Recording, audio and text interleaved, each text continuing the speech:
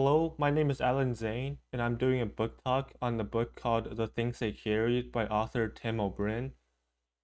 Now, when I got into this book, I knew that it was about the Vietnam War, and I've read a lot of books about the Vietnam War and just stories in general, and they all have one thing in common, and I expected this book to have the same thing.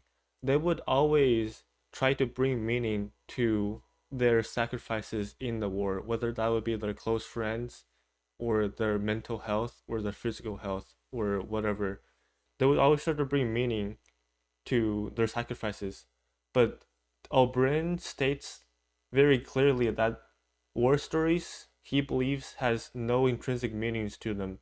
And any stories that have meaning are simply not true, not because the stories didn't happen, but because the meaning behind it, behind the events that the story depicts, simply was not there in reality. In the chapter Good Form, O'Brien describes himself 20 years after the war, and in this current time, he still believes there's no intrinsic meaning to his stories. However, he still writes his stories down in order to bring back the memories that he once had and bring back, more importantly, the people in those memories. He, in a way, is basically playing a choose your own adventure game through the medium of storytelling. I say this is the case because O'Brien admits to altering events through the book to give the stories meaning, because as he stated before, stories in reality have no meaning. So he would alter events in order for them to have meaning. For example, when O'Brien is describing a death around him, either a friend or a foe, he would always describe them in a very vivid and awe-inspiring way, but he would later always admit that he had his eyes closed and thus could not see the person dying.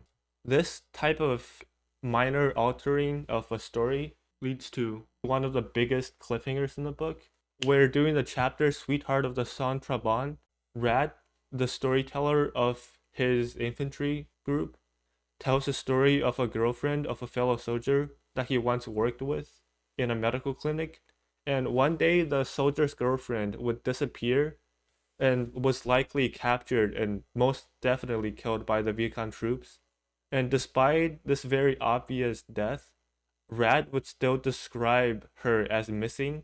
This leads to the audience wondering if she would possibly still be alive and if rescue could be achieved.